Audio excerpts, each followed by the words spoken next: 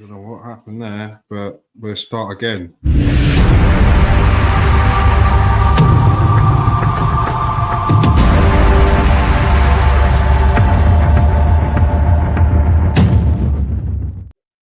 Welcome to the Transfer Exchange Show, and possibly the most awkward intro to a show ever, because we were just all sitting here.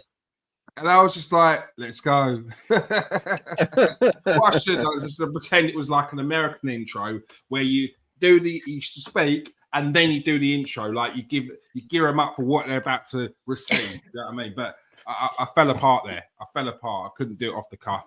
I should be better than that. Welcome to the Transfer Exchange Show. We are live. It's transfer deadline day. Hey, Steve's happy. He gets a little bit of a rest after this. We're going to be going through the latest transfers as they drop. We're also going to be talking about this weekend's football matches. We won't be dwelling on that too long because obviously Arsenal dropped points, so it's not that important. They're focused mainly on Man United. They won, so yeah, I'm sure there's some happy faces. Yeah, just not really. Okay. Welcome, Steve. How you doing, Steve? Yeah, good, mate. Very well. Good to be back. Don't feel like I've been here for a while. So, yeah. Batteries recharged, ready for transfer deadline day. Been busy today? Don't know about recharge, but yeah, hopefully that'll happen in a few weeks' time. But yeah, busy day. It's been a busy window. It's been a brilliant window, actually. You know, it's been absolutely fantastic from the moment it started. So yeah, I'm sure we'll talk about it. Plenty of it tonight. So we will, and we're discussing. We're going to do the top three and the bottom three teams that have done in this transfer window. Who is your top three, and who are your bottom three that should be relegated for their crimes against transfers? I've got a few that I can list right now off the top of my head. First of all, we're going to discuss Man United. Look, they won the weekend against Burnley. I'm seeing faces that are not too happy still. It was a 3-2 victory against Burnley at home. We'll start with you, Alex. Alex, you've got the fire on your face right now. I'm not sure it's for the right reasons, but Man United got the victory against Burnley on the weekend. Yeah. What were your thoughts afterwards? I think Amarin sweating again. A few people not happy as well. What was your take on it? Do you know what? I don't know if he's like sweating. I think he's just like, why do you make it so hard for yourself? Like, why do you do these things? Like, it could be so much easier. So I think it's one of those ones. But my take on it was I had a great old time. It was wonderful. I loved every second of watching, actually, even though my heart rate was going up, down, up, down. It was an emotional roller coaster. And I'm actually being there and seeing it live. I think my biggest like sort of takeaway is that we just need to be able to finish. That's like one of the biggest problems. Like there were so many chances, and that we've always had that and had those opportunities like every season. But it's just the finish. Like there's so many times when Mbomo would just like put it on a plate for Ahmed or bring the ball up for Cunha and it just didn't connect. But I felt like, I mean, as much as I get stick for saying that it was a good game, there were so many little moments. And I think for me, just watching the players, and I'm like watching one by one, just seeing them like how they organize and just watching it. And I felt like there were so many moments that I really enjoyed. Like I thought Mbomo was like the standout guy for me that day. I think he just had a really great game, just his position. And I just think the way that he just drives that ball, like he's got that physicality that I really love about him. I think that he's also not selfish. Like he's there for the team. And I really like to see that. I thought Bruno had a fantastic game. I think that that's the thing with this team is that if Bruno's having a bad game, an off game, then it just affects the balance. But what I liked is that we've got players like Mount when he was playing, and we've got players like Cunha, we've got players like Mbomo that can like pick up the slack a bit in terms of like creating chances and passing the ball between each other. And I mean, look, rock bottom for me was last season when we were 15th. So the fact that I'm seeing this team and they're making passes to each other, I was like, oh my God, this is like poetry. What's going on? I loved every second. Is that the bar? So the bar. Listen, like my expectations are at ground zero. The standards are here. I'm just here for vibes, and I'm here to see my team like actually pass the ball and score. But my issue is that they just make it so hard for themselves. How many times have we said first half FC, second half FC? That's what we keep getting, and it's like we just need finishers. But I feel like Mbomo can finish. I feel like Cunha when he's back can finish, and I feel like even Bruno, if he gets to move up into the position that I love to see him in, then potentially that could be an additional finisher. But it's just the team is a little bit disjointed for me, and I don't feel like the DMs that we have and even the centre back sometimes are like working together. So it's just that it's just having them in unison and the communication. So I could talk about this all day because I was like living for it and loving every single second. And so it's also like I wouldn't put it on the manager so much with that game because I feel like it's just those like moments where you're especially like playing out from the back with De Ligt. I noticed that he just takes his time on the ball. It's like just release it somewhere so that he can get some movement on it and back waiting, and then that's how you're going to bring the opposition into the team. And then you saw second half, Burnley got into it, and I feel like as well that's just because the substitutions that happened. I really feel like that had a major impact on the game, and I feel like it would have been so much different if we had the starting number 11s like on there. But that's just me. So yeah, I loved it.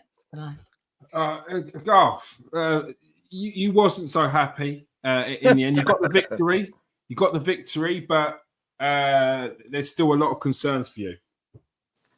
Yeah, I mean, it's the same old flaws at Man United. I don't see the improvement that Alex is seeing. We've been talking about this for the last 2 days. I've been desperately trying not to be too harsh after the high that she's at Old Trafford. Because it is, listen, when you're at Old Trafford, it's different.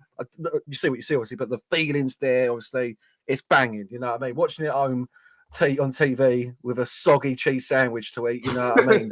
Like, it ain't got quite the same vibe, has it? You know what I'm saying? So I come across a little bit more miserable. I get it. There are different bits and pieces that we've improved on a little bit from last season, but for me, as I keep saying, the fundamental flaws are still there. The goalkeepers are shocking.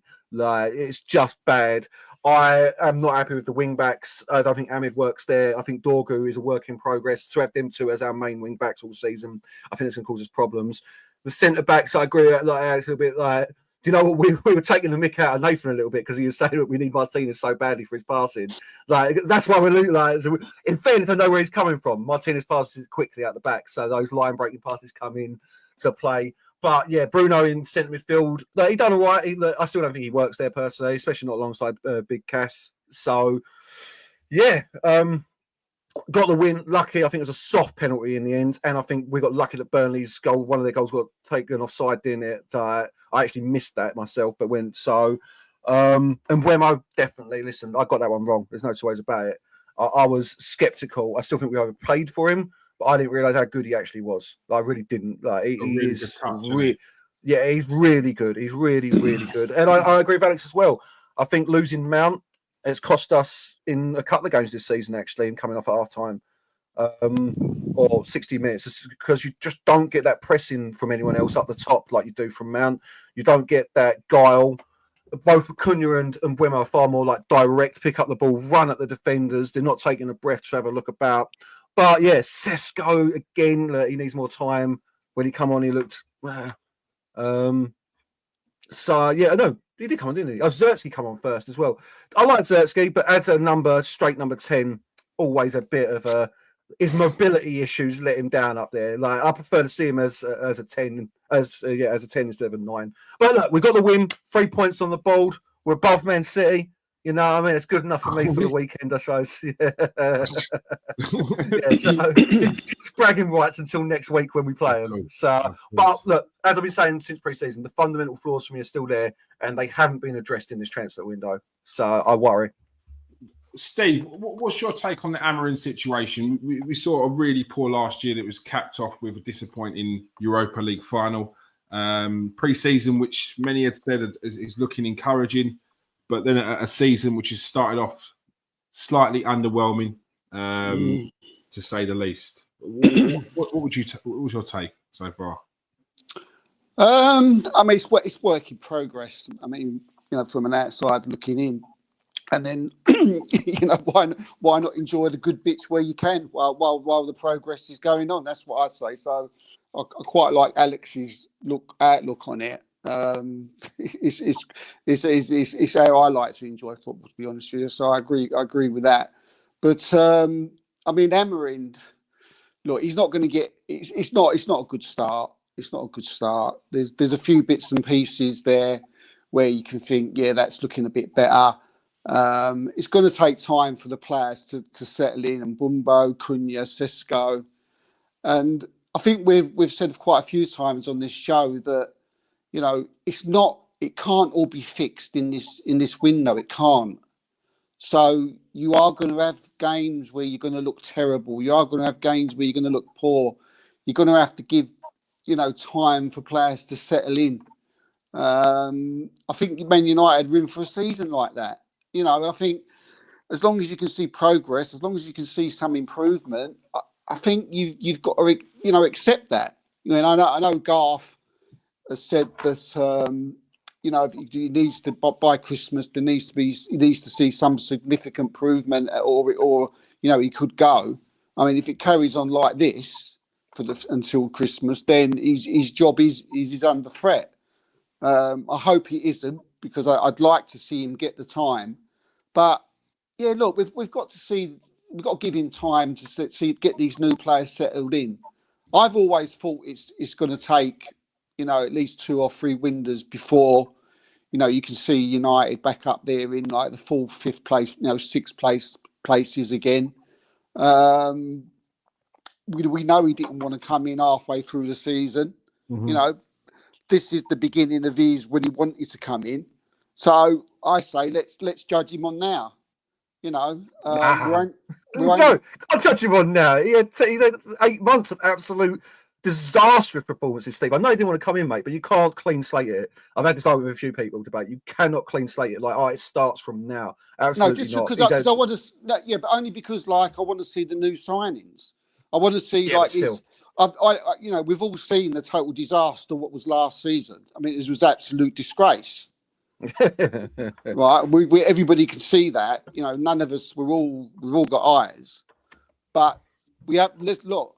This is if from my point of view, I'm saying, right, that was disaster, that was disgrace, but okay, let's look at it that wasn't your team. Let's look at it that you didn't want to come in. Okay, we'll give you that. We'll give you that. We'll give you your excuses. Now we don't want to see excuses. We need to see improvement. So we're 3 games in, and we don't know if we're going to see that improvement. We'll see. I think we'll know in say 6 weeks' times whether his job is, you know, truly under threat. At the moment, from what my understanding is, that it's not. But yeah, I mean, the reactionary sort of answer is it's awful, it's terrible, sack him. But you can't. Don't sack him yet. But... You can't get. You know, that's why I'm saying, like, you know, he's got games. We said get it till Christmas. I mean, this is his first true real transfer window, so you've got to give it. I feel as much as I'm looking at Amrin thinking you fooled me. You know, I thought you was better than this. I'm going to see what you can do with these signings, and even with these signings that he's brought in, I can't see Man United pulling up trees this season. No. But as long as you can see some improvement, then you go into the next transfer. I think you've got to give him this season, personally. Unless it is absolutely disastrous by Christmas and you're sitting in 15th, 16th, then I think you've probably got to pull the plug and go for Glasner or something like that, you know. But I don't think he's got more than a couple of really bad performances in him, Steve, left. I think he might walk if it doesn't work for him. The way he talks in the post-match is the figure that he cuts. If we get absolutely spanked by City and Liverpool, City and Chelsea, I've got a feeling that'll be it. I really do, because I get what you're saying, and I somewhat agree with you that you got to give him some time. But I also don't. I think we all gave him the excuse he didn't have a pre-season to instill his philosophy into this team. He's had the pre-season, and I'm still not seeing this team really get it. You know what I mean? So, listen. He's in trouble, I think, if unless you see. I mean, the formation's a big thing, Garth. The formation, of course. But he's not changing it, is it? It don't work. Yeah. It's not. He ain't changing it. Look, that's the problem. Look, it can all of a sudden work, right? Football is full of weird things that happen. Of course, but you know, it's very unlikely that this isn't going to work. I think it's worked once with Chelsea. And as soon as they suss that out, you know, they didn't go on and win They like was it gone. again. Yeah. But it's only because they didn't know how to play it. Nobody knew what was how to do it. But now they do. They know how to. It's an easy. So does he system. change? Does he have to change his formation? And will he change his formation? Well, I don't know. Probably better to ask these two. I don't think it will. I don't think he's going to change his formation. He's said it. He's not doing that. That this is the formation he wants to play. So that's why I've just given up. I'm just not even trying to fight. I'm like, there's no point. I can't control what he wants to do. But the thing is, my thing is that if like we had players, and I know I've said this, like if we had players that could fit into that system, that can play in that. I know we've got Cunha who did that with Wolves, but it's just like the rest of them, like Mount can do it because he's a really good system player. He can play in any system, which is great. But it's just like the rest of them. It's like if we could just get players that can just do what he needs, then it would just work. But I just feel like it's that concentration thing, and it's also the quality of the players that we have. And this window, I mean, like we bought 4-5 players. I mean, a goalkeeper, Diego Leon, and Cunha and Bomo and Sesko. That's not enough to really make the team pop. Like we need another window, and that's how it is. Yeah, 100%. Yeah. You were there, as you were there, Alex. Did you see? Because one of the big problems I had last year was like, and you get a much better picture when you're seeing the full field. Were they getting into their shape a lot better than they were last season? Because that was a big problem, that they weren't getting in shape. Yeah. I feel like they were trying to. Like for me, I could see like there's moments where I'm just like, oh God, why are you over there? Why are you over there? But I feel like they were trying to. I feel like the concentration was they were trying to keep it up, and I think just especially because of the crowd. But for the most part of it, yeah, I think they were. Well, that's better then. I mean, I don't know if I'm. Sorry, mate, but just again, I'm just curious what the guys think. I've always thought you needed wing backs. If you're gonna come in, if you are gonna play this formation and you want it to work, you need 2 wing backs that are like, you know, are wing backs, a proper experienced wing. This is Manchester United here, and you know we need to get Manchester United back up into the, you know, Champions League places. I mean, I'm a little bit baffled, or maybe me, why that hasn't been like a number one thing that's been on his mind. And like obviously all summer I've been working in track, and there's been nothing at all on 2 wing backs. And we see an Ahmed play. Then he's not a wing back. Dorgu, if he is a wing back, then he's only young and he's not really experienced enough to play to you know. I don't know. More of like a Frimpong and a Grimaldo from Leverkusen. These are the type of players I'm talking about. You know, I just want interested to see what the guys think. If that's just something that's not you know majorly important. Yeah, I think I'd love Alex Grimaldo as well. I think he's really great. Obviously we can't get Frimpong now, but he's injured, so maybe that was a good thing. That's such a player, like a player. Do you know what it is though? I've like the thing is with Ahmad is that when he plays in that position, like when he's like, for example, on Saturday, like he gives it everything he's got, but he's just too easy to put on his arse, unfortunately. So that for me is what my issue is. It's not that he's not a good player. It's just that the physicality of it. It's like, how can he then defend and help defend? But he does do it at times. It feels like you're stifling him, Alex, does it? Do you feel like they're stifling Ahmed and he's not being allowed to do what he's good at? I think it's stretching him a lot, because if he was able to be further up the pitch like he usually is, exactly, and he's able to pick up the ball quicker, and then he's able to get into the final third, and then he's able to score. I think this is like a longer route for him to get there, and it's a bit more of a hassle. But then it's like, well, who do we put there to do that? I don't know. Do we keep Dallo there and then have Dorgu? Like, why did we not start that? Is there a reason? Then who's going to replace Dorgu? Because we can't have Luke Shaw there, can we? I don't know. I was also going to say, like, on the left side, I feel like that partnership that Luke Shaw had with Rashford, like, was pretty unique, and it was pretty good. Like, they used to know where each other was at all times, and I feel like that is missing on the left and the right. It's like having that chemistry with each other. So that's another thing that we need to fix as well, I feel like. Yeah, the partnerships will grow. Dorgu's young. I don't mind Dorgu, but I think he's a bit like Frimpong. He's an attacking fullback. He's not a wing back. You need one that's defensive.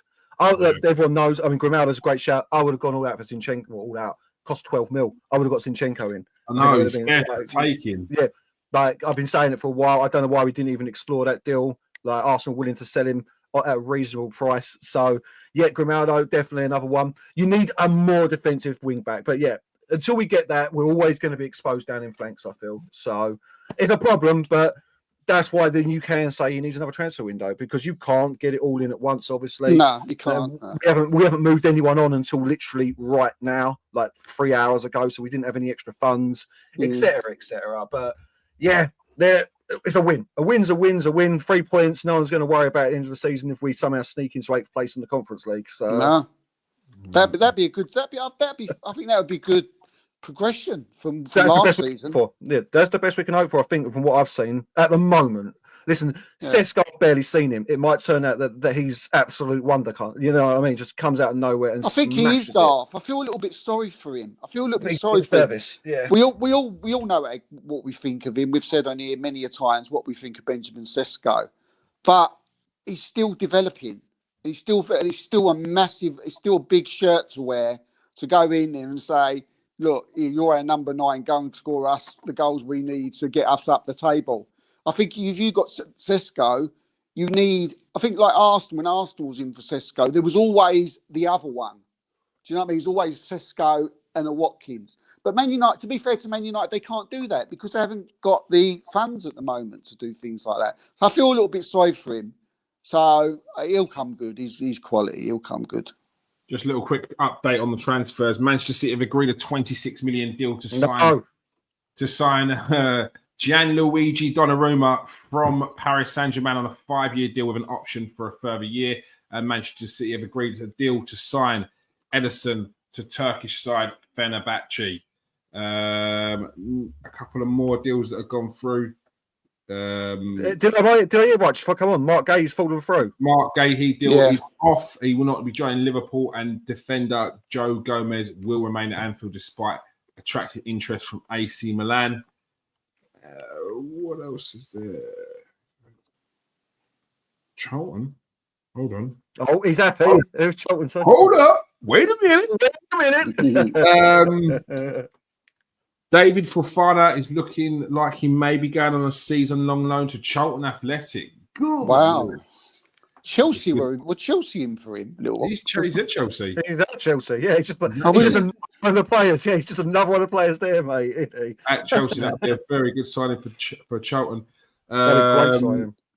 Arsenal completed a deal for Pierre Hincapié, and Fabio Vieira is on his way to Hamburg on a season-long loan. Harry Wilson will set to stay at Fulham after the league. Kivior's done as well. Kivior's done, I think. What, to Porto? Yeah. What's it called? And Kolo Muani has signed on a season-long loan to Tottenham. Tottenham adding more to their ranks. Not a massive fan of Kolo Muani, but Tottenham, they're not a bad signing for Tottenham. Now on to the Arsenal game. Big game this weekend or last weekend. Arsenal took on Liverpool at Anfield in a game of chess as opposed to a game of football. Chess is more interesting, mate. I watched a bit of chess here and there. Game of chess is more interesting. How do you mute this? How do you mute him? I fell asleep twice. Seriously, I woke up and it was still going. I was like, what is happening? I went far off. Whoa. Clearly not real football fans. Appreciating the art of defending. I just a real UFC fan unless you love watching men grapple for unless you love grappling for 15 minutes straight. No punches thrown, just on the mat. Combat. Look, I appreciated the art of the defending and the ding-dong battle between Noni Madueke and Kirkes as well. That was actually quite interesting. Of all things, there wasn't much else that was interesting in that game, but that was. We're going to start with Steve, of course. There's been obviously there was always going to be head loss if Arsenal lost, and if Liverpool lost, there was going to be some form of excuse, I'm sure. But the head loss is what we've seen in many parts, Steve. Not too much, not as bad as what I thought it would be, but there was some head loss. What was your take on the game? And I know many have said that Arteta set up negatively. Some have called him a coward. And I think the narrative that was coming from ex-Man United players, to be fair, when you think about it, it was Peter Schmeichel and Gary Neville absolutely piling in on Mikel Arteta. One of them saying this is the worst football. And for a Man United player to say I couldn't wanted a team to win more than Liverpool, it says a lot. Peter Schmeichel had some harsh words to say about Mikel Arteta's style of football. What was your thoughts, Steve? Well, I mean, it wasn't the greatest quality of matches, was it? Regarding like excitement wise, but seemed like you had two teams, third game of the season, both give each other like maybe too much respect, I agree. and it turned into a chess match. It seemed to be. I was talking to Farrell during and after the game. And he pretty much agreed with everything. We sort of was batting back and forth, and we was agreeing with the same type of thing as what we were saying. But it was. I mean, I don't know about negative. I don't know why they think Arsenal were negative. I mean, if Arsenal were negative in that first half, especially, I don't know what Liverpool were. Were being at home, for God's sake. Do you know what I mean? Because they were ultra negative. Do you know what I mean? So, but yeah. I mean, it wasn't the greatest quality. It's like what you said. It was a chess match, and in the end, the game was won by a wonder goal. And it was either going to be that. It was either going to be a wonder goal, or it was going to be someone was going to be a stupid mistake. But I don't know where the head loss comes from. The head loss is for the radio stations and the podcasts. You know, I don't take a lot of notice of any of that. But I mean, before the game started, you know, I couldn't have told you if won. Liverpool could have won. Arsenal could have won. It could have been a draw, and whatever would have panned out, I wouldn't have been surprised. So Liverpool nicking it 1-0 at Anfield, the champions. Then, it's no massive shock, is it?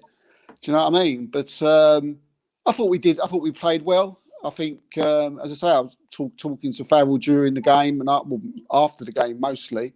And he agreed, and he said he had never seen Liverpool that scared and fearful of anybody, and he'd never seen a team go to Anfield and do that, and Liverpool have that sort of like, I feel a little bit. I don't want to attack. I don't want to do this. I'm a bit frightened. Do you know what I mean? And that came from someone who, you know, I think we all respect for his Liverpool opinion. So, I mean. Third game of the season doesn't really mean anything. You know, if this was 22nd game of the season or something, then it might have took on more meaning. But I mean, it's third game of the season, and it was a shame because it looked like it and all. But you know, from Arsenal's point of view, I thought we had some good performances. I thought Mascara coming in for Saliba was outstanding. You know, I thought as soon as he went down, that was worrying. I thought Madueke was probably our best player. You know, he was a constant threat. And Ezzy, when he come on, looked dangerous. Martinelli, he's worrying. You know, he ain't started the season too well. Thought he was poor against Liverpool, but as I say, I think just rounding it all off, it was what I said right at the beginning. It was a game of chess, which was won by a wonder strike, and I don't. It's not a game. I'm not bothered by it. I don't get the head loss. As I say, the head loss is for the radio stations and the podcast. You know, when you listen to the proper people who we, you know, in our circles, who you talk to, you know, they come out with how it is. So, but we move on now, and no big deal. All right, Garth, you can answer this one. The starting lineup. Russ says the starting lineup was cowardly from Arteta. Marino should never be in the starting 11 against Liverpool at Anfield. Do you think that's fair? A fair take? It seems to be something that a fair few people are actually saying, that Arteta shouldn't have started Moreno and that it was cowardly to play this way at Liverpool. There's a strong word, cowardly. I mean, it's a bit cowardly. I think it was a bit negative. I do. I think it's an important game for the title. Liverpool now got to step on Like some people, like I think it is important to get at least a point at Anfield, but it's difficult because you go around Anfield, you go gung ho, you get beat 5-0. Like it's a hard one. I do think it was a bit negative though from Arteta. I can't lie. I think to go there, have one shot. I think more could be done. I really do. Do you start Eze? I think you do. The more I think about it, the more I get into it. I know he's only had a couple of training sessions, but it's not like he ain't match fit. He's been playing for Palace. Do you bring Trossard on instead of Dowman? I think you do. I think the Trossard, so more into it, the Trossard one, I don't think he should have even been on the bench. I think he was there for the numbers. So it's more of a... he played against Leeds, though. Yeah, he got injured in that game. Oh, is it? The report I read was that he was still carrying the knock from pre-season and the Leeds game was the tester. No, from what I heard is he shouldn't have even been on the bench. Better than me, mate. All right, fair enough. So he shouldn't be on the bench, but still, I'd have in where. Yeah, listen, I don't think there's much more Arteta could have done. I do think that if he's going to get Arsenal over the line, he has to be slightly more attacking minded in these games. But listen, the hyperbole, the vitriol around this game is well over the top. The things I'm seeing are ridiculous. It's not like he went there to not win. It's just he went there to not concede. So you've been saying things to me, Keir, about people saying he's playing 4 centre-backs and 3 DMs. That's nonsense. It's nonsense. But I think cowardly is too strong a word. It really is. But I do think historically now, Arteta's gone into the big games and has not played attacking football in any sense. And as I said, for the fans of the game, it was probably nerve-wracking. As a neutral, it's one of the most boring games of football I've seen in a long time. It was a dead game. And I don't think Sky Sports help at all. They're always hyping this game up with the history of the 4-alls and the 3-0s, and you get the 5-minute package beforehand of a Sharvin running away, and you know what I mean? And then you get that. Your expectations get up, and then you have to sit through that dross. You know what I mean? Alex is falling asleep. I was doing other things. I was literally stepped outside for a minute here and there. So yeah, I think cowardly's too strong. I do. Too strong a word, personally. Alex, you seen the lineup, if you can remember it. The lineup with the midfield of Zubimendi, Rice, and Moreno. Martinelli on the left. Do you see it as negative? People were saying that they could have started Lewis Skelly at left back, I think was the other option. I don't know what other options people were looking at when they talk about the 4 centre-backs. Like, I think that's a bit forced. Who else is there? That's what we've got. We've got full-backs that can be centre-backs as well. That's what we buy. I think Calafiori, just sorry to butt in, literally sort of Salah did nothing all game, did he again? I thought Calafiori was absolutely Calafiori had a good game though. Calafiori had Salah. I wouldn't just say it was Salah wasn't great. Calafiori had a good game.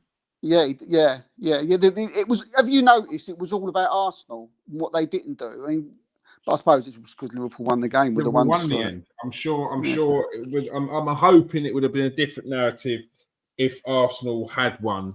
Not like it was after the Man United game, which was you should be worried. So, Alex, do you see it as negative? What was your thoughts on that one? My thoughts was the same as Garth. I think he should have started with Eze. I feel like in these games, especially it's only game week 3, you're going into international break. Like, you should throw everything in the kitchen sink at this game and make it really big and like attacking. I feel like it is you want to beat Liverpool at home because their record is impeccable. I don't know what it is about that place, but it's just like it's a fortress. So I feel like you've got to take risks and take chances. Like, these are the games that you can at the start, I feel like. But then sometimes you look at the end of it and you think, well, oh damn, you know, if we only beat them in that game, then it would have been better. But I just think just take that chance because you never know. You can always like switch it around at some point. But I think Martinelli for me this season's not been the greatest. So that's where I would have definitely started Eze. He's already been playing anyway. So it's like, what have you got to lose? I feel like when he came on, he was doing bits. So I felt like that would have been better. But yeah, it was so dull, honestly. Oh my God. I think Martinelli started because he scored seven goals in the last handful of games against Liverpool. So I suppose if you're looking at that, you're thinking, well, maybe he's got the Indian sign over Liverpool. So That must have been playing in Arteta's head, you know. And they say, according to Arteta, you know, he was saying, "Well, look, he's hardly trained with us." But I must admit, I was a little bit disappointed he didn't even play because I just wanted to see him play, probably. But yeah, again, going back to like my little chat with Farrell, he said like we run that midfield, so in a way he got Mourinho right. It was right, partly right, but I probably if I maybe could have brought on Ezzy a little bit, and Odegaard a little bit earlier. You know, I think we brought him on with 70 minutes, 20 minutes to go. You know, is that enough time to, you know, Anfield to get up to speed? I mean, it turned out when the pair of them come on, they both of them looked, Odegaard and Ezzy looked pretty good, and probably the best we looked the whole game. But yeah. Can I just ask a question? Why does like Gyökeres run like that? Like, what is happening there? It's like a really like distinctive run. I can't explain it, but it's so heavy. Like, I just feel like what's going on? He's a big boy, and he's got lots He's of a big carry. guy. Like Jesus. He's a very big boy. He's a big lump. That's what it is. Yeah, Look, he's not the most technically gifted player. It's not being funny. I feel like there was a lot of talk about Gyökeres before and how he was the guy, he is the guy. I don't think a lot of them people had ever seen him play. Like I saw people celebrating when he signed, and now they're turning around and saying, "Oh, I'm not too sure on him." It's like, what was all that? It's like they've never watched. They don't know who he was before he came. They don't. They don't think they did. He is just a goal centre scorer. forward. I'm not comparing him. I don't know who to compare him to. No, I was going to compare him with a Man United player, but I'm not going to because I didn't watch people were looking for. I didn't watch him enough, and people are only going to turn around and say he's nowhere near as good as him. So I don't really want to get out. It's probably more the size of the two players I was going to compare. Rude. You were thinking rude. Exactly, mate. I was. But I didn't want someone to come in. Rude. God's ready and waiting. But you know what I mean? They're big, they're strong, they're primarily tough. You know, they're hard to push up. That's what they are. Rude had a funny run. You got to admit, Rude had a funny run. So they're similar. I'm not. Okay. Exactly. He had a funny run. Not comparing. Yeah, I mean, I'm not comparing, but you would think that people have never seen him. They haven't. They haven't. He's a bustling goal scorer. You've got to feed him the ball. It's like against Liverpool and against Man United, he's got a little bit of stick, right? But to me, that's not his fault. That's the people behind. That's Arsenal. That's Rice's fault. Zubimendi, whoever's on the wings. You've got to give him the ball. He's a striker who's got to be fed. Had an opportunity. Feeds into the narrative that you should have been playing Eze and Odegaard from the start because they're more creative. But we're just going by what Arteta said. Arteta said Odegaard was Steve. I hear it. It's just one of them things. I think they're probably definitely be better. He'd definitely be better with him too. Yeah, 100%. If he was out for Leeds because he had I don't know what was wrong with his shoulder. Was it dislocated? What happened to his shoulder? It wasn't like what happened to his shoulder? Who's that? Something bad happened to his shoulder. Yeah, if it was a dislocation, it would be back for this game if it's dislocation. So I'm guessing whatever it was, they were very cautious over it. But I think because you can aggravate that. But now, look, we had a season where injuries was a massive problem, and part of that problem was the fact that are you okay? Are you 60, 70% we're playing? And I think we had a season of that. And we got to the point where we exacerbated those injuries to the point where people are having to have surgeries. So they don't want to take that risk now. So it's like, we've got cover. We should trust that cover. And again, we've been very guilty of saying, or because he has been guilty, of not trusting the players that he has in his squad. And now he's on to Liverpool and he's put those players in those positions that should do the job. Now, look, I agree. Certain parts of the game, I wouldn't necessarily say the negativity came from the lineup. What I would say is sometimes the way we played. Like what annoyed me in the game was when we was breaking forward, trying to put the ball into the box, it comes back out. Now, in that moment of chaos, you have an opportunity to create your own chaos again. Put it back in the box. Put it on the edge of the area. Have a shot. Get a corner. Keep the pressure on. What did Arsenal do? Take the ball back to David Raya or Mosquera. Try and draw Liverpool out, and then try and play in back again. This is Liverpool. They're just going to sit there and go on then. Play in front of me. I wait for it. And that's exactly what they did. They had their bank of 4 with Szoboszlai sitting there ready to get the ball and ping it to the flanks whenever we were trying to break out a play. We had Kirkes who would sit in with Konate and with Virgil van Dijk. They weren't looking to push up. They weren't looking to do that. And the one time they did, it was 10 yards forward, spray a ball to the flanks, then deal with that. That's what they were doing. So I think we should have put the pressure on them a little bit more. We shouldn't have been kept on going. Yes, you can do it every now and again. Try and draw them out. But that's where you've got to change the style of plays within the game. You've got to try and draw them out. No, it's not going to work. Okay, we're going to keep on putting it on you. Because the times where we were getting the most out of them was when we were being persistent with that going down the flanks. Medwegi saw a bit of joy or didn't, or it was a challenge. Bang, keep on going down with him. That's why we got the most joy. Go down the left. What does Martinelli do? He tries to run inwards. He doesn't know what he's doing himself.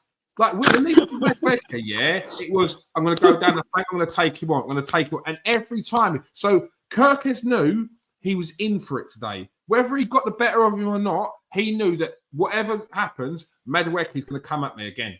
Whereas with Martinelli, he made it easy for Szoboszlai. And I'm not taking anything for Szoboszlai's performance because I thought it was brilliant. But he made it so easy for him. How many times did you see him try and take on Szoboszlai? Twice. The first time he tried to do it, he dropped in, should have passed it to Gyökeres, didn't, got tackled.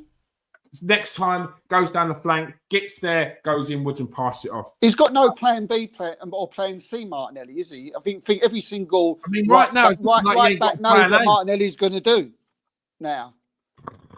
And I think that's what part of the reason why his last couple of the seasons he seems to be going a bit backwards, because he's just like, as soon as Martinelli gets the ball, I know where he's going. Yeah. So I'm sure the defender, Madueke, I mean, even if people think, I think he's going to do this, do that. I mean, he's a big boy, Madueke. He's very good at one-on-ones. He's very tough. He's massive, isn't he? You can't knock him off the ball, and he's quicker than what I thought he was as well. He's rapid, isn't he? He's a good player, and I think the head loss when he signed was ridiculous.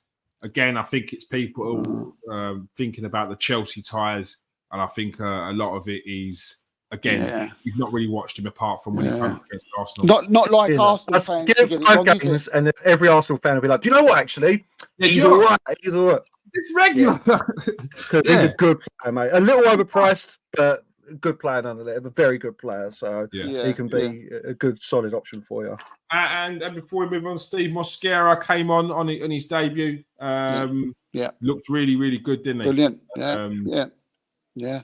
Very aggressive, very on the front foot defender, which made me a little bit nervous at Anfield because I think with penalties, red cards, and whatnot. But for a young defender to come in that atmosphere, he done a good job.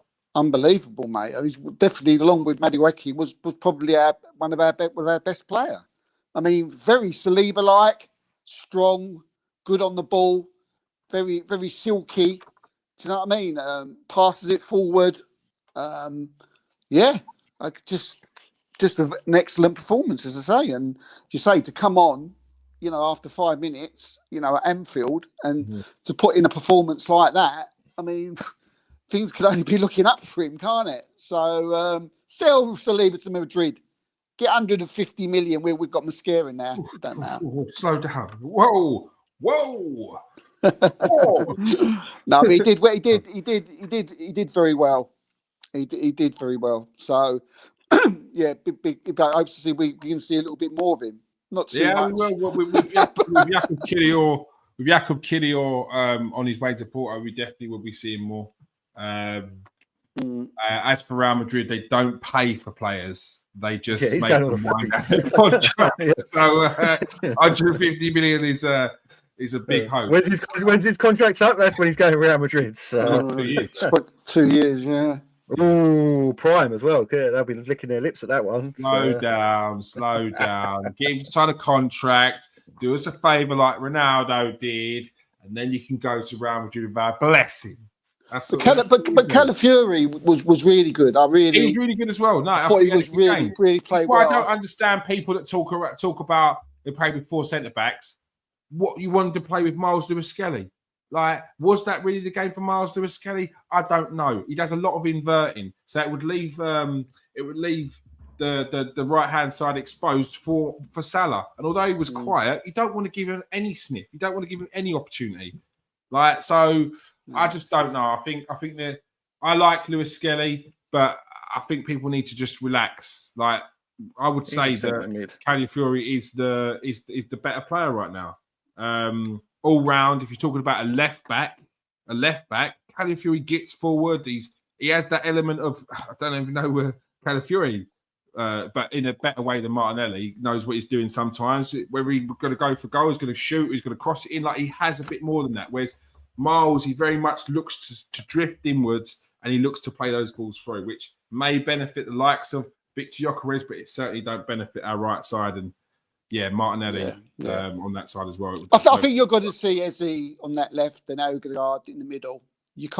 Eze can't be rotating with Martinelli. That ain't happening. I always thought, sort of going through the transfer window, Eze was going to be coming in for that left hand. So I know a lot of people saying, "Oh, he's going to be Arteta sees him an 8, sees him as a 10." Nah. People were telling me he was going to eventually come into that left-sided position, and going by the weekend, he say a couple of things that he did was nice. Yeah, it would have been nice if he would have shot though, because I can't lie, he managed to get through, and it almost felt like he didn't expect to be in that position there, and he didn't shoot, and I was a bit gutted because Crystal Palace, 9 times out of 10, he's going to wrap that. Whether he scores or not, I don't know, but yeah, it was that was a little bit of a disappointment. But look, it's a loss at Anfield. We've just got to make sure we get that win back at the Emirates Stadium. So yeah, it's going to be a very topsy-turvy season, people. Don't expect it to go Liverpool's way all the time. Before we move on to the transfers, Man City dropped points. The Man City that we said were the team that we've overlooked.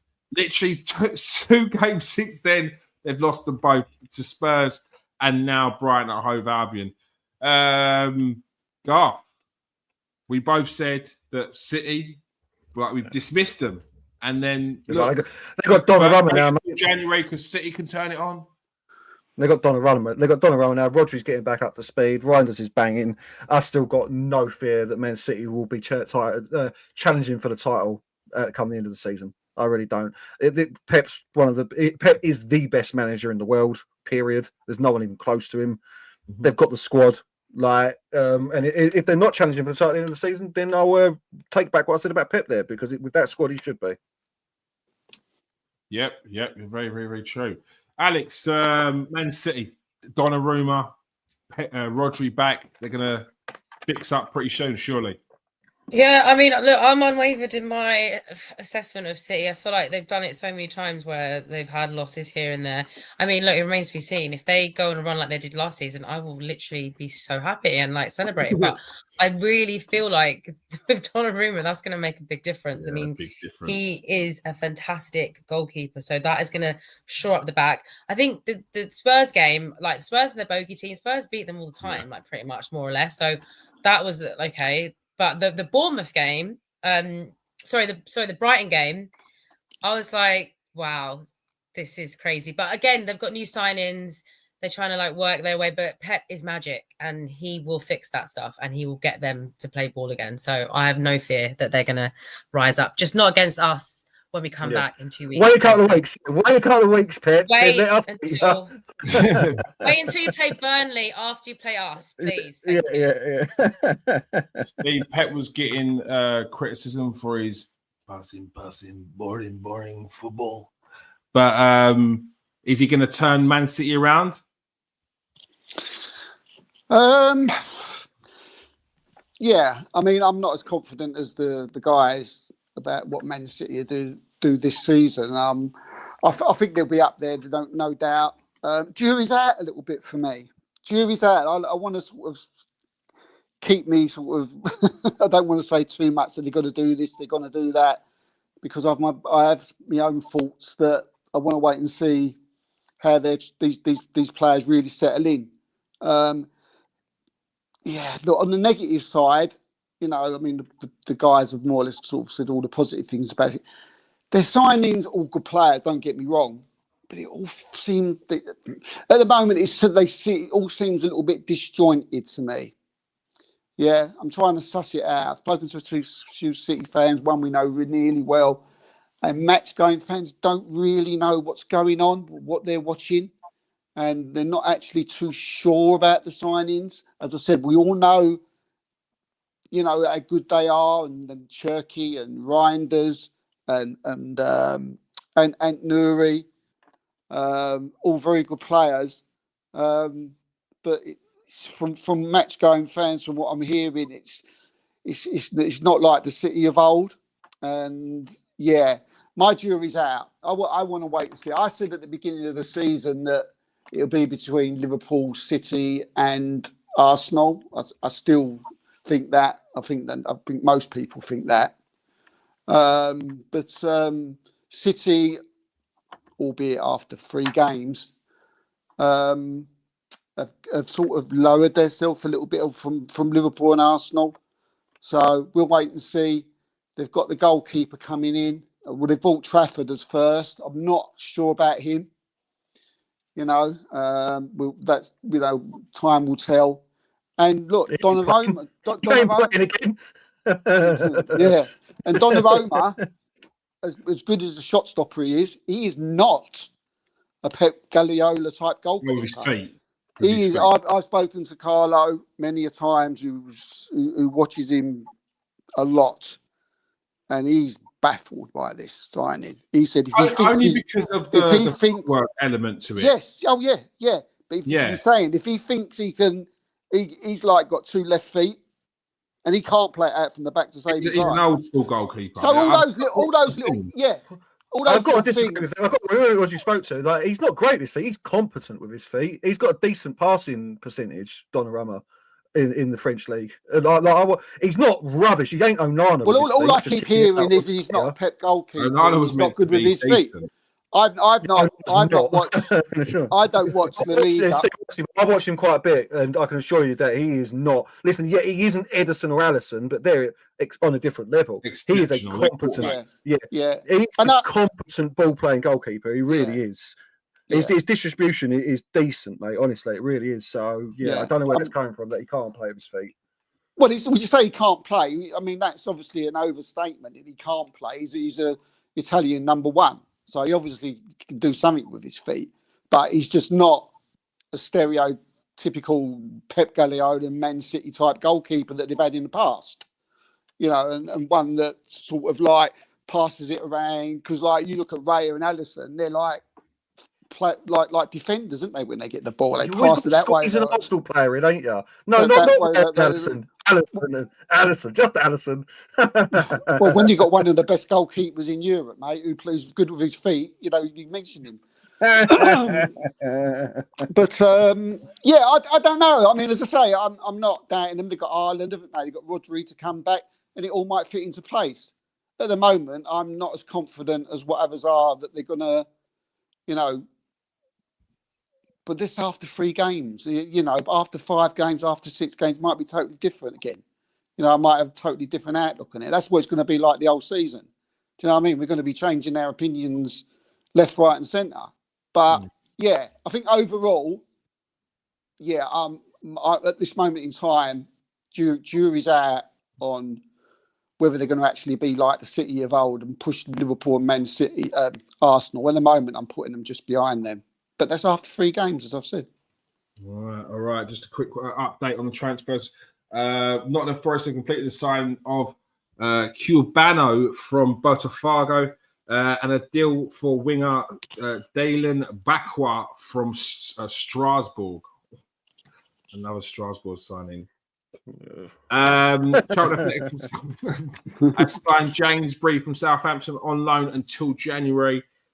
What else do we got here? Oh, Chilwell did. He went to Strasbourg as well. Fulham have completed the sign of Chukwueze from AC Milan. I was going to say Villarreal, but it is AC Milan now. And Manchester United have submitted the sheets for Lamans and a deal for Sancho have been submitted. So it looks like he's probably going to go to Aston Villa, is it? Yeah, Villa, yeah. A season-long loan. All right.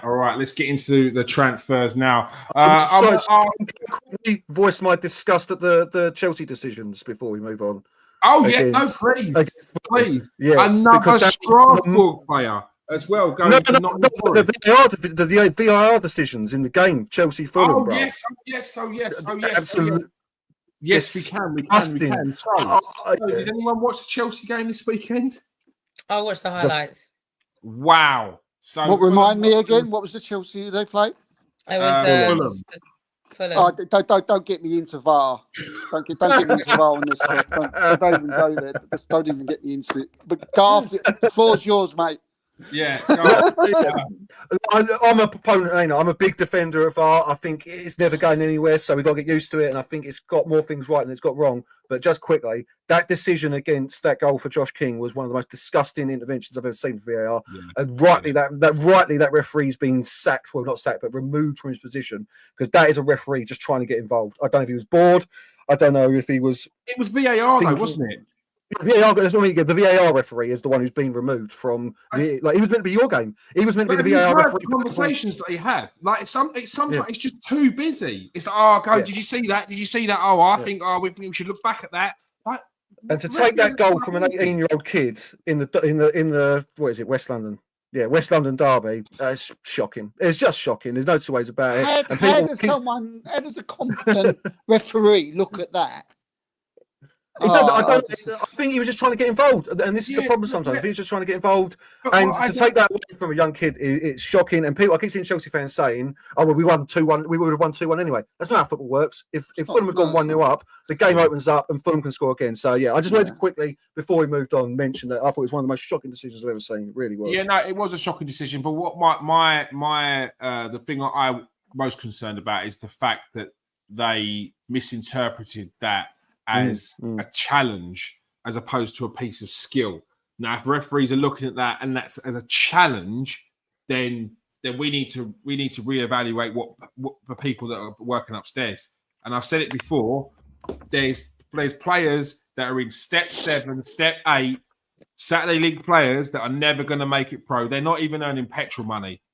Get down there and do some thoughts on offer fast track training. 2 years, you go through the ranks, you work at non-league, work in the leagues that you previously worked in or whatever.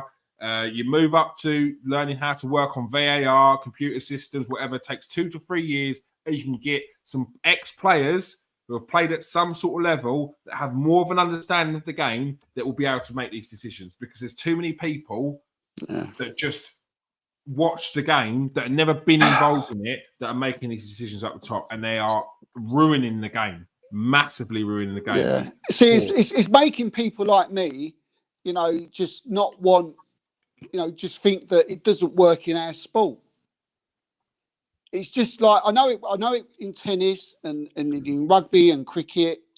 These are all sports where there's multiple points. If we're looking at it from an entertainment point of view, you watch tennis, right? It's slow. It's stop, start, stop, start. People are cheering points all the time, right? Then it's stop, start again. Cricket's the same. Cheer 4s, 6s, they're getting runs. Then it's stop, start, stop, start, stop, start. We could go on like with the sports that it works in. Football isn't that. This is a low scoring sport. We thrive off moments, don't we? We wait for that, that exuberation of that one moment out of 90 minutes to go absolutely crazy, and then it's taken away from us, or you don't know what is going to go on. You can't. Yeah, it just doesn't work. It just don't work in our sport. Works in other sports, but not. I know we can work in football, Steve. Yeah, we have this conversation. More enjoyable is you can't keep stopping the getting it right. It's getting it right. we're 1-1, 2-1, 1-1. This is our sport. This is the sport, and we come home from those 1-1s and 1-0s like excited. I think, whoa, that moment. Yeah, you know, but you go to rugby, these you go to times- cricket, you go to tennis. It's totally different, and VAR works. Look, we could talk about it all night. Yeah. Because rugby's only got a few points in it as well. I know it looks like there's a lot of points because it's 21-7, but that's only a few points. Listen, it's not about the entertainment value. It does work if it's done correctly, man. And you've got to have the right decision. You say you live for the 1-0s. You ain't living for that 1-0 if you're 1-0 up and you're going to win the title in that game, and then a goal goes in that should have been offside. And but we've lived with it for 100 years, but it doesn't mean anything. And we complained all the time that the decisions were getting wrong. But we grew up. We loved the sport because of it. We grew up loving the sport. Steve. It wasn't. All we're doing now is complaining. Yeah, but what's his name? I'll never forget. That's what we did before. Yeah, what was his name? Freddie Eastwood, when he spanked that goal and it passed Crystal Palace and it went in the net and came back out. Things like that. The reason why we have technology in the game, but the reason why we have these technology in the game is because referees and linesmen kept on getting it wrong. Now, them same referees and linesmen are now upstairs watching the game and still getting it wrong. It needs to be. They need to get better at their job. People that are upstairs. That's the common denominator, is the people that were getting it wrong before, that clearly had a lack of understanding the game, are still getting it wrong now. Because no matter how much we had the David Ellerys, no matter how much we had the Webbs, every now and again, the other people in between that, they were trash as well. Like, there were some really good referees, but we can't forget there were some terrible referees as well. So we need to sort out the referees that are doing the job. And the problem, I'm sorry. I was going to say, I'm sorry, is that there's like a mafia. Like the egos are too big. They can't get it wrong. They don't want us to be seen to be making a mistake. And like sometimes you're going to make mistakes. You're only human. Like, put your hand up, Alex. Yeah, no, for sure. But I feel like other leagues get it right though. Like, so what is that in it? What are they doing better than we're not? Like, if you watch the World Cup, European Cups, that seems to work well, and there's not really much of a problem. So, what is it that the Premier League's doing that's like just not working? I just don't understand. They've got better refs. But it's like the weekend, especially, and last weekend, there was times when it was taken. There was like 8, 9, 10 minutes injury time because they was looking at VAR. The thing is, no one. For me, I've come to the conclusion it don't work in our sport. Before VAR came, just before we go on, before VAR came, Wenger said there's going to be a point where we do not have English referees in a major tournament because the refereeing standards in England is so poor, and their egos are that we are the best. It's that typical sort of. Didn't we have one? Reinvented the game. We're the best. We can't be questioned. And that's when you've got that attitude. When do you ever think you're going to need change? You don't. Yeah. Whereas everyone else will look at us and be like, arrogant. Yeah, but I agree with Garth. It's not going though. It's not going though. It's not going though. But for sport with this much money in it, for referees to be this poor, it's unacceptable. Bottom line, like Alex is saying, like, the rest of Europe gets it right. The World Cups get it right. Everyone else gets it right. And for some reason, exactly what you're saying here, exactly what Alex is saying, both of you put together, there's a big head status about our referees that we don't want to admit that they need more training. We don't punish them either. But they're getting involved too much. They're getting involved. Joe Cole said it brilliantly after that Chelsea and Fulham game, and he's a Chelsea fan. Obviously, he wanted to win. He spent 10 minutes explaining how it's ruining the game. And if you get a chance, just go back and listen to him. Right? He got it spot on.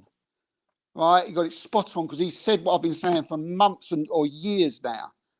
They just does not work in our sport the way it is at this minute in time. It's not working. And you just said it, Keys. It's ruining the game. It's absolutely ruining it. What happened to the bit where VAR only came in when it was clear and obvious? What? Yeah, that's the point. What happened? That's what they got to get better at. Goal line technology. How was that clear and obvious? There was no. He stepped on his foot. If you're pulling up, stepping on feet, then I will get a foul every time I was in the area because people used to purposely step on my feet. It's only a couple of seasons ago where Bruno Fernandes got a penalty against Arsenal for that. But where the defender put his foot underneath Fernandes as he was spinning, if you remember. and trod on it, and we got the free kick, and now they're giving it the other way. The referee's got to get better. I don't think it's VAR, Steve. I know what you're saying. I know you don't like it. I understand your complaints, but the sport needs it because there's so much money involved that these games can't be decided on a decision. I mean, I don't think the it referees works. need to get better. That's what it comes down to. Referee needs to get clear and better. obvious. Goal line technology. When someone's wiped someone out, and when the referees miss something absolutely ridiculous, right? Then VAR get involved. Yeah, not for toenails. Yeah, they're trying to get their money. Not for like what we were seeing. Not that we see time and time and time. Not for the little tug in the area, stopping games for that, stopping the game for a toenail offside. It's not clear and obvious. It's leave that to the referee. If he gets the toenail wrong and someone goes and scores, I'm fine with it. I've watched football all my life. Right, I'm fine with that.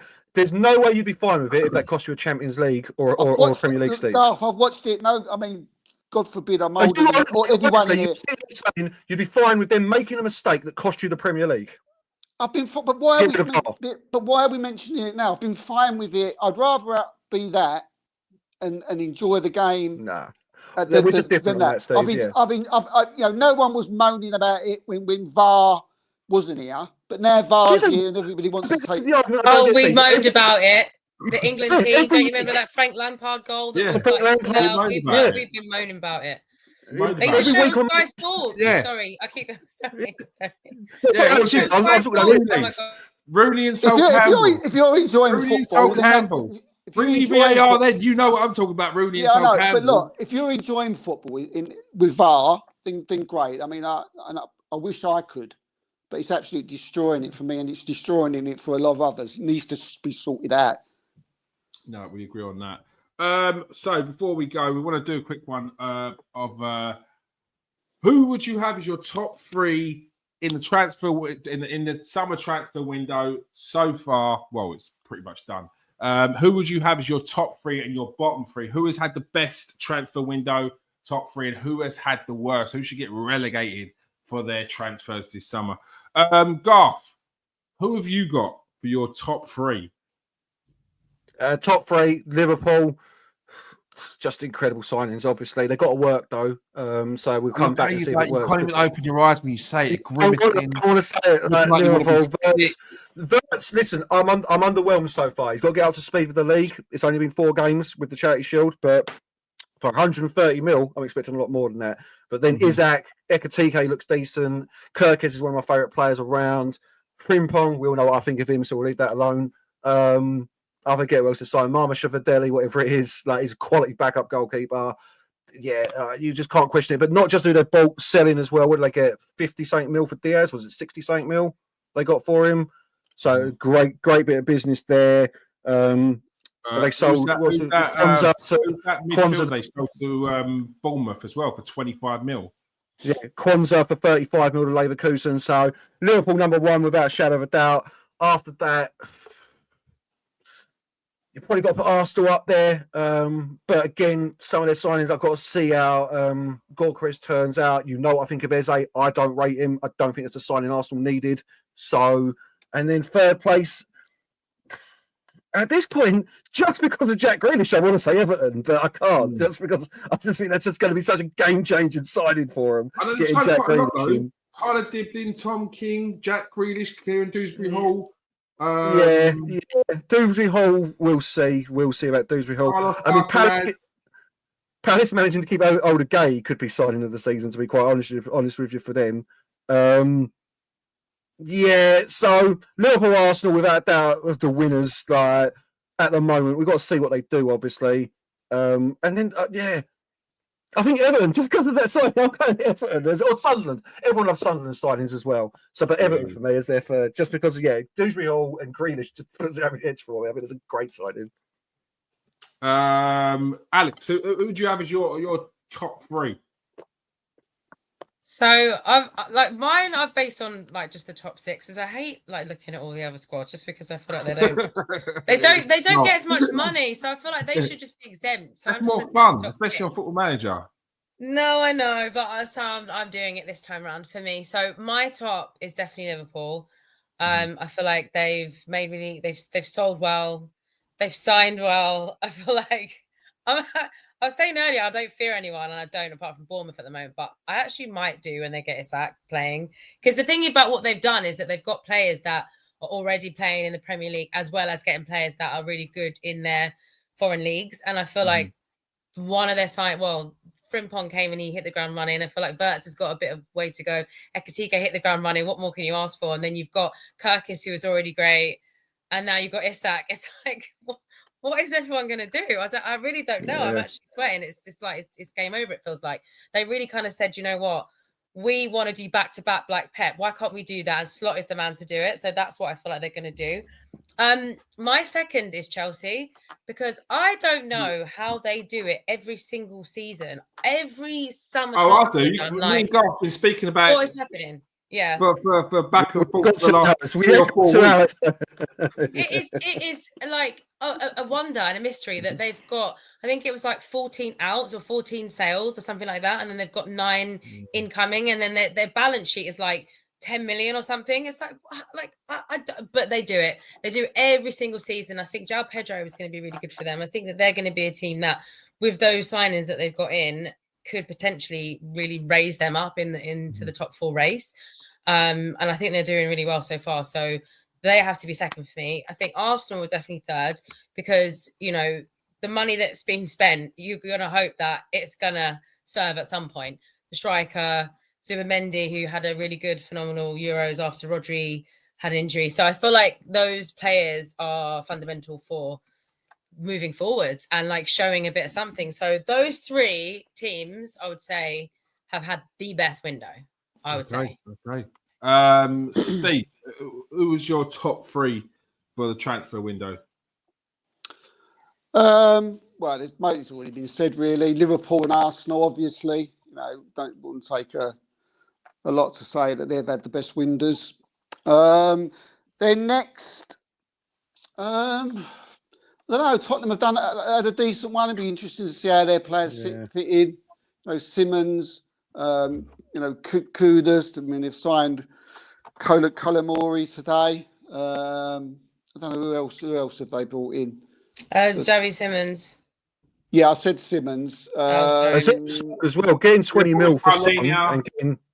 Yeah, but getting 20 mil for Son and getting 20 mil for what the others face was decent business as well. Yeah.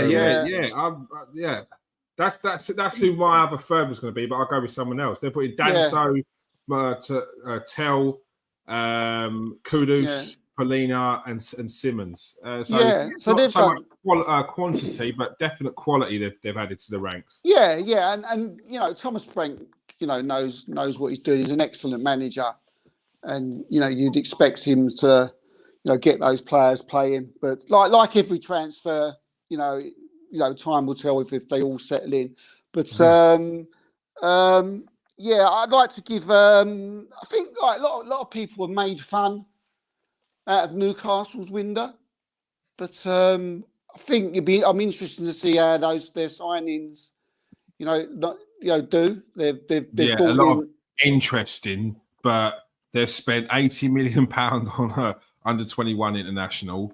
They've spent 55 on Wissa, Elanga. He left his contract, 27-year-old, 28-year-old, and they've spent 55 million on Antti Elanga.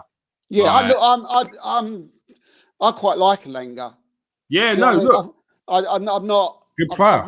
I watched him play a couple of times this season when I've seen highlights or watched the man, and he's rapid, isn't he? Do you know what I mean? He's going to cause problems. So I think he's obviously a little bit overpriced, but I think, you know, Elanga's, you know, good. I think that they've brought in Malik Floor from AC Milan, who's a very good player.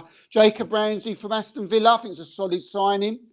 You know, I like him, and we'll all wait and see, you know, what Nick Watermaid is made of. Excuse the pun. You know, he's obviously highly rated in Germany.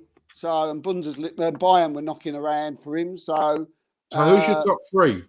It's probably, well, not I'm going to go for. I'm going to be a little bit different.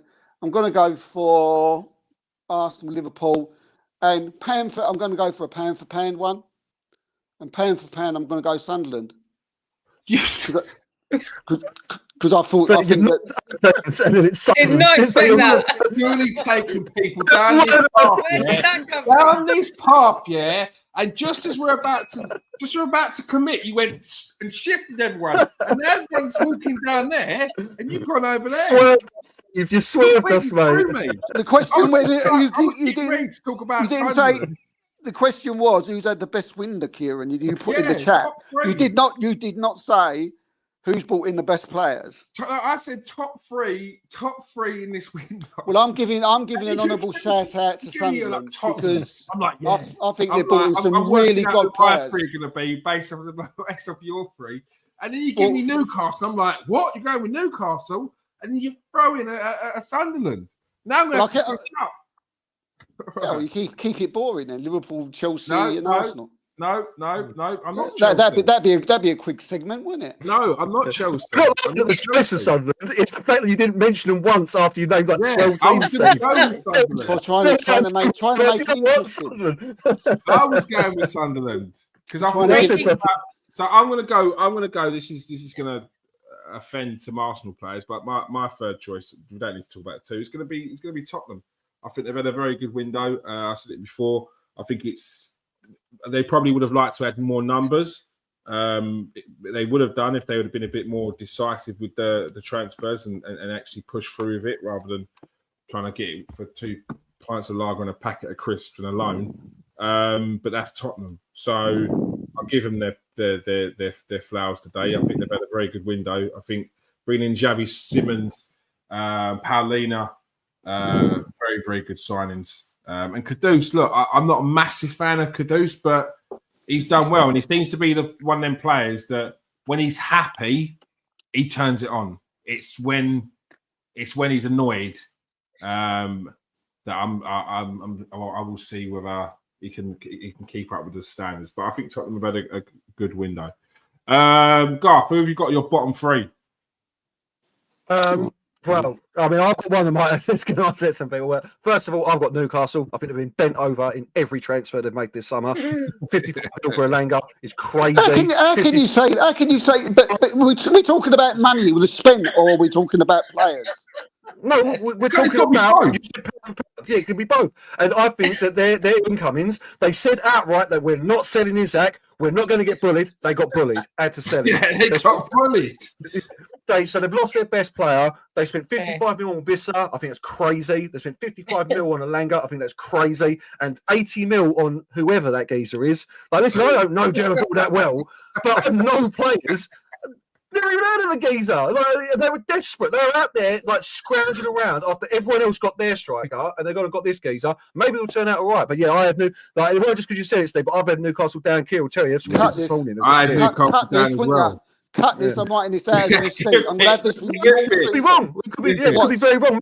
Maybe that won't work. But I think their prices are well overblown. Cut this. What's the date today?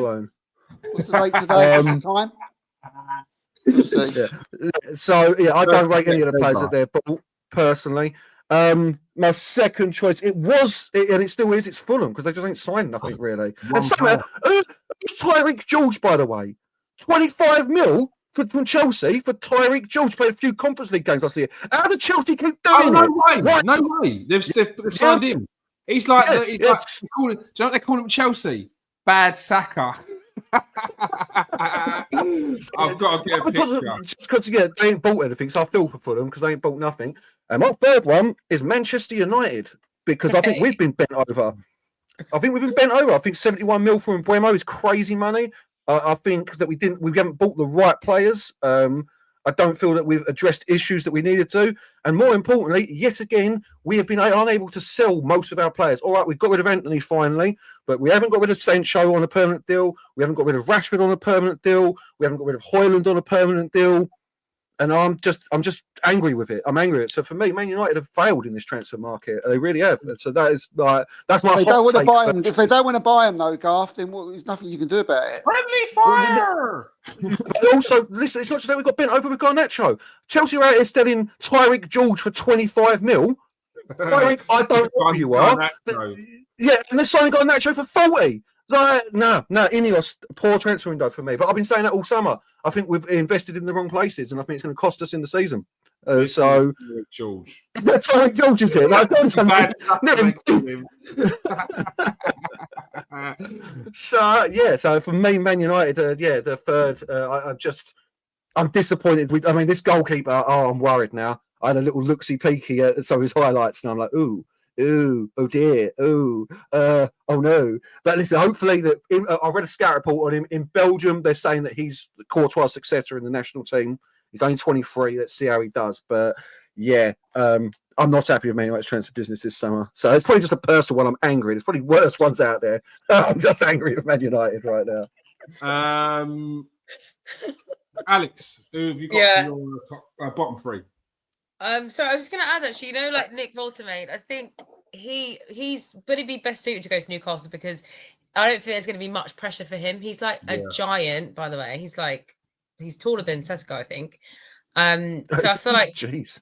But the money, maybe it might be that. But I feel like the money for strikers, like that's a decent price, like 70 mil. We paid that for Højlund, so I feel like that is the striker market. Like if you want someone. But we'll see. We'll see. Zinchenko's gone to Nottingham Forest as well, by the way. I think the striker market's like that because no one wanted to be strikers 10, 15 years ago. Yeah. Everyone wants to be an attacking midfielder. So we need to start bringing up strikers and making strikers a cool position again because these namby-pamby AM centres, they don't exist anymore. Ollie Watkins is available for 40 mil. He's out there. You could pick him up for 45 mil. So that's what. Listen, I think it's a horrific price for him. I really do. When Ekitike's going for that price, who did more. When Sesko's going for cheaper, and he's meant to be this like starlet. I just have to question that deal. We'll see. But my three. So I'm keeping it to the top six. I'm going to be really boring. I put fourth place. I put Spurs because I feel like they've had a really good window, and it's not better than Arsenal's. I couldn't rate it better than Chelsea's or Liverpool, so they're going to go there. And for the points that everyone's raised before, fifth is going to be City because I feel like getting Ryan Aït-Nouri was a coup, and they got him for so cheap. And I think that's what they do really well. Is like they seem to be able to get the prices down. Someone's really good at negotiating over there because they just buy everyone for so cheap. I'm like, how? They don't really kind of spend. But and then bottom is definitely United. I mean, for God's sake, it's pitiful, honestly. I look at the outgoings, I look at the wages, I look at the loans. Oh my God, I'm just over it. Like we still need to buy more players, and it's just the saga continues. So for me, they're the worst of the worst of the worst. So Steve, honestly, I didn't think you'd be on the same wavelength, Alex. I honestly didn't think you would. You're happy with that because it's a problem, isn't it? Get these players on the team. Get some out. I'm with you. I feel the same. Like seriously, the worst. Rashford, Barcelona don't buy Rashford either by the looks of his because he was absolutely. I watched the game last night and I was like, oh God, here we go. Did you see that shot he had? Now he's literally about to walk off the pitch. Oh my God! I know. And I was like, we're back in January actually, so we're losing Sancho on a free now as well. We're going to lose Sancho on a free because his contract's up at the end of the year, so we get no money for that. Obviously, listen. Højlund's apparently it's 43 mil is the option, and it's if they make Champions League. So that's probable. But no Man United. But Man United, they'll come 16th this year, Napoli. You know what I mean? We'll have to take him back. Not with Kevin De Bruyne and Scotty too hotty over there. No, that'd be fine. Great. Steve, who's your bottom three? Yeah, I don't really. I don't really like to say that they're the worst window because it's just so difficult. Some clubs just find it really, really hard. And I mean, we won't know until the end of the season. I really don't think people won't realise what has to go in for a transfer to happen. And we talk about, this player should have gone on loan. We shouldn't have did this. We shouldn't have did. Which I don't think everything has to fit into place. And it's very, very difficult. Sometimes you can't blame boards and managers and sometimes they just don't want to sell. Sometimes it's about there's all sorts of things. I mean, it would take ages for me to go into it, but so if you're looking at clubs who wish they could have done better, that's more the way I'd like to put it. You look because it's a bit of fun, mate. It's a bit of fun. No. I can't go into the fun part of that because it's like people need to understand. We need to educate people on, you know how difficult it is for transfers to happen, and sometimes Chelsea. people. Well, who's some had the people, most difficult transfer window? Let's some, frame some it as people, that. some people have to pay inflated prices. You know, like Newcastle for Watermaid, like Cisco, they have to pay it because there's no one else, and if they don't pay it, then they don't get no one. So yeah, look, so it's difficult. You know, it take me 2 hours to explain it, but yeah, you got to look at, you know, people like Brentford would have, you know, they're going to struggle this season, so they would have wanted to do better than they did. Bournemouth's the same. You know, they're going to struggle. They would have done, wish they would have done better than they did. And yeah, I mean, Leeds and Burnley. I mean, it's just a, you know, there's a sort of, they would love to go and buy 50, 60 million pound players, but obviously they can't because they're Leeds and Burnley and they haven't got the cash. So probably Fulham, Brentford, and yeah, I mean, Crystal Palace have struggled, didn't they? You know, they've lost Eze. All right, they've kept Guy in there. But for a club that's probably looking at going up the table and doing better than they did last year after winning the FA Cup, they look like they're probably going to struggle this season now. So, yeah, maybe Crystal Palace, Brentford and Fulham, and you can put Bournemouth into that category as well. So, yeah, those clubs. I actually think Brentford have done all right, considering they lost Thomas Frank. They've got a new manager in, lost Mbuemo and Norgard, Flecken as well to Bayer Leverkusen. I think they've managed to do well to get in a few solid signings in there. Quattara, the Liverpool goalkeeper. Good player. And I think Brentford got absolutely ripped apart as well. Bournemouth got ripped to shreds. So I do feel for Jordan them. Henderson as well. They got Jordan Henderson in a thingy. So they've managed to get Keller from Liverpool. So they've managed to get in some solid signings. And Burnley have actually done really well to get in quite a few. So I think the teams have come up have done pretty well. Wolves, Wolves won. If I'm a Wolves fan, it's going to make me shudder because they weren't able to get much in. West Ham, I'm quite underwhelmed by their players, but they got the result on the weekend. But yeah, Fernandes from Southampton, he's not a bad player. He's not great. He's all right. 45 mil steep. Callum Wilson on a free transfer. Jean-Claire Todibo, he's not bad, but again, 25 mil from Nice and Carl Walker-Peters on a free. So it looks like their hands were tied a little bit. And yeah, I've got to go for Newcastle. I understand your sentiment, Steve, but they have been dragged across coals twice, tarred and feathered. Went out with the chest out high, and then came back with the best striker in the Premier League after giving it all the big chat. But yeah, look, that's part of it. And Newcastle will learn that being trying to become one of the bigger clubs doesn't necessarily mean always being able to keep hold of your players. Man United, they was always going to lose best this team in the Premier League, and they lost Cristiano Ronaldo. So it's how you deal with it. And I don't think Newcastle dealt with it very well. A log saga with players, with fans unsure of what's going to go on. They're annoyed with Isak in the end. I don't know what the conversations were behind the scenes. I think Isak has come out looking an absolute disgrace, if I'm honest, the way he handled it. But it does seem like his agent has had a lot of say in that because it looks like his agent messed up with these potential conversations behind closed doors. But yeah, they're my bottom three. I think his arse started flapping as soon as the other strikers started going. Poor from his agent getting in his ear as well, definitely. Yeah, I think once I made a sort of as soon as Goricki signed for Arsenal, Isak immediately that same day come out and said, "I want to leave. I'm not playing for Newcastle no more." Yeah, well, he's seen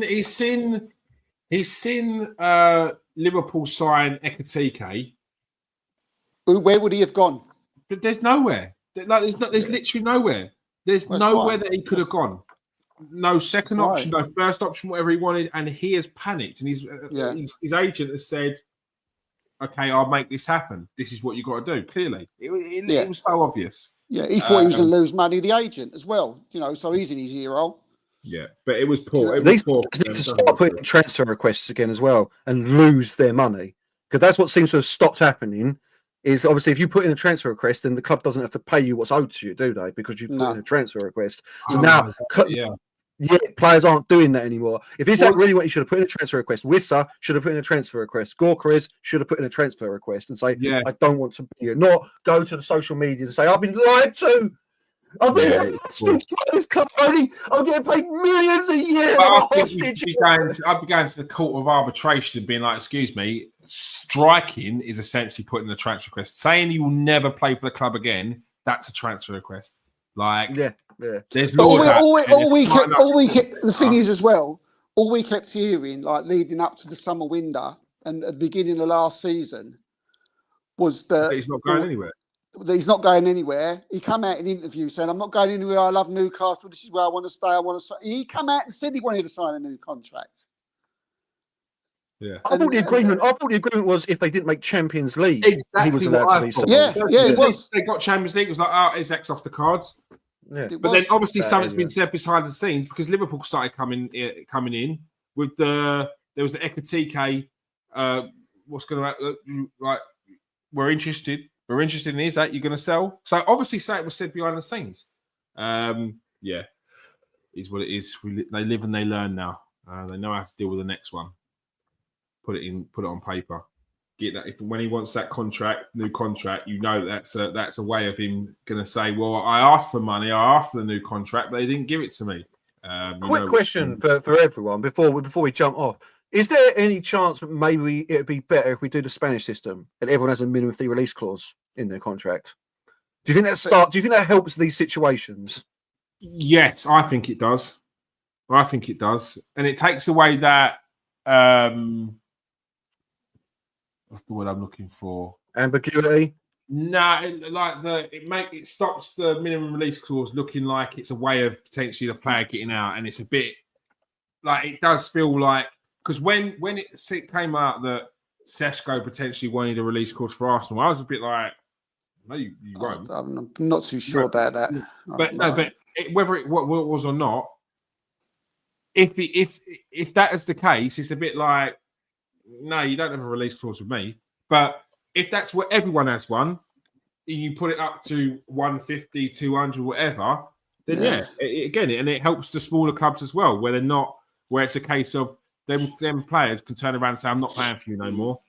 Well, no, you can pay his release clause, otherwise he stays. So I mean, they can still go back on that. I mean, it stands to the club, then, isn't it? Do you know what I mean? They can still accept less than the release clause. Yeah, of course, yeah. Mr. Mariakis. Yeah, the man, the people, everybody in the country knew the release clause apart from him. Apparently, it was like, what? Would you bring it in, Alex? Excuse me. Again. Would you bring in the minimum fee release clauses for everyone? So that's where the players have to play to release themselves if they want to. So like in Spain, it's written in their contract. It's written in their contract. In their contract, every player in Spain. For instance, but is that where they pay? Like they can pay to get themselves out? Clubs, is that the minimum? the clubs can at the start. It's just a set fee that So for instance, if Isaac now signed for Liverpool, they could have written into his contract that if he leaves, he has to go for a release clause of 200 million. Yeah, that's why Neymar went for 222 to Paris Saint-Germain, because that was his release clause at Barcelona. Barcelona weren't going to sell. God, I feel like it's just complicated. It's complicated. It really is, because then it's like, what if like someone came along and then said, okay, yeah, I'm going to spend that money? Then like that's crazy. Then he goes. That's actually crazy. Yeah, he goes. But then he goes. Yeah, but then at least they'd have that money then to buy more players, and it would work out, and it'd be quite fun. I don't know. It's a tough one because you can't hold players hostage, but at the same time, you also need to have a squad. So having that protects the club, but then the players are miserable, and then it's just this whole drama. So, but then maybe you wouldn't get this drama if you have that sort of release clause in the first place. It's mostly in Spain. It's mostly. And then what if we've got a player like a Sancho that we want to get rid of? Then why? Maybe that would help. I don't know. It's like crazy. Right now, you can't get a good sale out of it. Chelsea are paying us to give him back to us. No one's paying for it. Just before we go, would anyone like to know what Lamine Yamal's minimum fee release clause is? Oh, it's like a billion or 350. something. Probably a billion. $1 Yeah. billion, It's 1 billion, yeah. 840 million sterling. Yeah, 840 million Oh, sterling. because Saudi club are about it, mate. Yeah, mate. Aston Villa signed Jadon Sancho. People. Oh, well. Thank goodness. For the freedom fighter, he's got a new home. Hopefully, he can go there and fight for Free freedom. Sancho. God, Bring please. old brother. They'll take my wages, but they'll never take my freedom. Get out of my club, mate. Get out. God. Right. Thank you for everyone who joins us tonight. Obviously, you've seen the excitement of the transfer window live with Jadon Sancho finally gets his move. He's free. Free Jadon Sancho. They've done it. They've freed Garnacho. Freed Rashford. They got Freed Harvey Hoyland. Elliott as well, didn't they? They signed Harvey Elliott as well. Which is Yeah. good Oh, signing. Oh, yeah, they did, yeah. We freed Hoyland, freed him as Freed well. Hoyland. Bye. Take care. Just before Anthony. watch Hoyland do really well in Italy. Watch him do really well out there. Yeah. Like, score. Yeah, I reckon he He's will. probably I will. always going to have De Bruyne, he's going to have Scott, like, Yeah. you know. Yeah. Fly. Someone's Ballon got a ball. Ballon d'Or nominated Scotty Too Hot. Don't forget that. Ballon d'Or Yeah, nominated. Ballon d'Or nominated. That's Of happened. course. Ballon d'Or of nominee. course. All right. Thank you for joining us tonight. Thank you for joining us, Garth, Alex, and Steve. Cheers, Thanks mate. for having me.